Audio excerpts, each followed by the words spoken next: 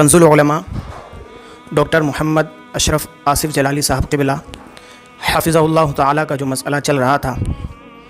ابھی بھی زیر بحث ہے، لیکن آج ماشاء اللہ تبارک اللہ ایک بہت اچھی اور بہت بڑی خبر آئی ہے کہ سرکار محدث کبیر حفظہ اللہ تعالیٰ آپ نے ڈاکٹر اشرف آصف جلالی صاحب قبلہ کی تائید فرمائی ہے۔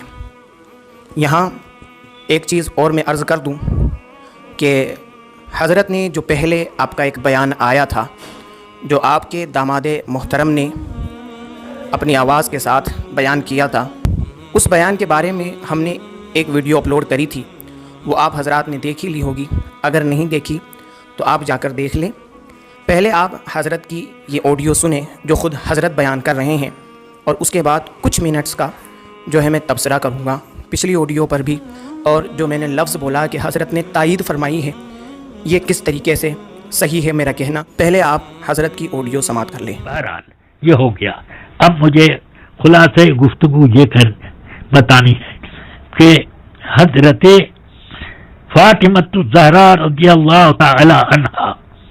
نے جو مطالبہ کیا تھا یہ خطا نہیں، خطا اجتہادی تھی جس پر ثواب ملتا، اس کو خطا کہہ کر ان کو خطا بار کہنا درست نہیں۔ اس لیے میں مناسب جب اس سلسلے میں خطا کا لفظ استعمال کیا گیا اور انہوں نے یہ وضاحت کر دی کہ اس سے مراد میری خطا اجتہادی تھی، تو اب ان کے اوپر طعن و تشنیع کرنا یہ صحیح نہیں، کیونکہ انہوں نے اپنی مراد ظاہر کر کے گویا کہ اس بات سے رجوع کر لیا ہے کہ یہ خطا مطلق خطا نہیں ہے بلکہ یہ خطا اجتہادی ہے۔ بس اللہ تبارک و تعالی مجھے تمام سنیوں کو اس پر استقامت کے ساتھ رکھے۔ اس سلسلے میں تمام سنیوں کو یہ بھی یاد رکھنا چاہیے کہ اس مسئلے کو زیادہ چھیڑخانی کر کے شیعوں کو کوئی بھی اپنا ہم نوا نہ بنائے۔ جب ان کی طرف رغبت ہوگی تو اس کا نتیجہ بہت برا ہوتا ہے۔ حضرات خلفائے راشدین کی شان میں گستاخیوں کے تخیلات اور وسوسے آنے لگتے ہیں۔ حضرت امیر معاویہ رضی اللہ عنہ کی شان میں کچھ وہ لوگ جو کو اپنے کو سنی کہتے ہیں، وہ یہاں تک کہہ دیتے ہیں کہ معاذ اللہ وہ صحابی نہیں تھے، معاذ اللہ وہ جنتی نہیں ہیں، اس طریقے کی باتیں کرتے ہیں۔ تو اس وقت ان سنیوں کو کیوں نہیں جوش آتا کہ رسول پاک کی کسی صحابی کے بارے میں بھی کوئی غلط لفظ کہنا بے شک ان صحابہ کی شان کی طرح ہے کہ یہ تمام صحابہ کی شان میں گستاخیوں کے درجے میں آ جاتا ہے۔ اور حضرات حسنین کریمین پر بھی اعتراض پڑے گا، اس لیے کہ اگر حضرت سیدنا امیر معاویہ صحابی نہیں تھے اور جنتی نہیں تھے تو کیوں حضرت امام حسن نے وہ خلافت راشدہ جو آپ کو حضرت مولا کائنات سے ملی تھی، اس خلافت راشدہ کو کیوں آپ نے حضرت امیر معاویہ کو تفویض کیا؟ کیوں تفویض کیا؟ کیا یہ کہا جائے گا کہ تقیہ ہے؟ تو پھر سوال یہ آئے گا کہ حضرت علی نے یہ تقیہ کیوں نہیں کر لیا، یا اور موقع پر بھی یہ کہا جا سکتا ہے۔ اس لیے امام حسین رضی اللہ تعالی عنہ بھی امیر معاویہ کے زمانے میں رہے ہیں، مگر انہوں نے آپ سے یعنی امیر معاویہ سے اپنا وظیفہ لینے میں کبھی انکار بھی نہیں کیا۔ بہرحال حضرت سیدنا امام حسن رضی اللہ تعالی عنہ پر بھی اعتراض آ جائے گا، حضرت امام حسین پر بھی، اور بڑے بڑے فتنے کھڑے ہو جائیں گے۔ اللہ تبارک و تعالی ان بارگاہ رسالت کے محبوبوں اور رسول پاک کی نسل اطہار کی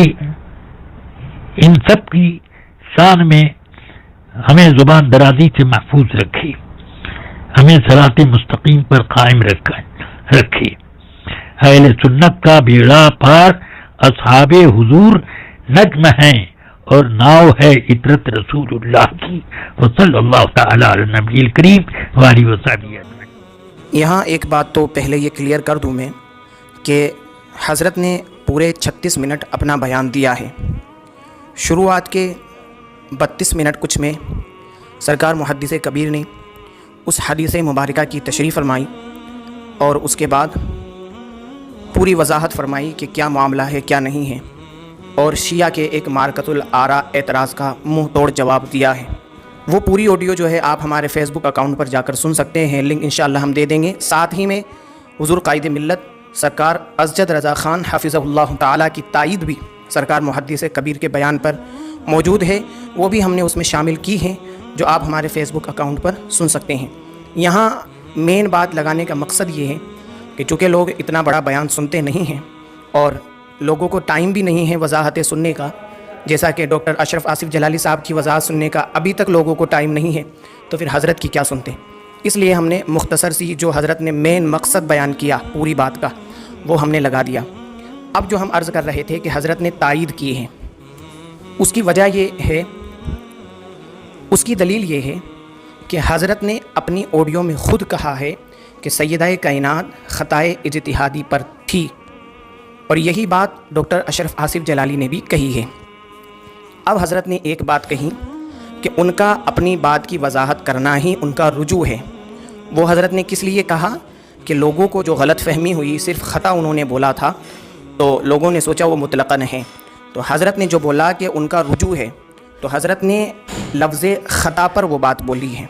جبکہ خطائے اجتہادی حضرت نے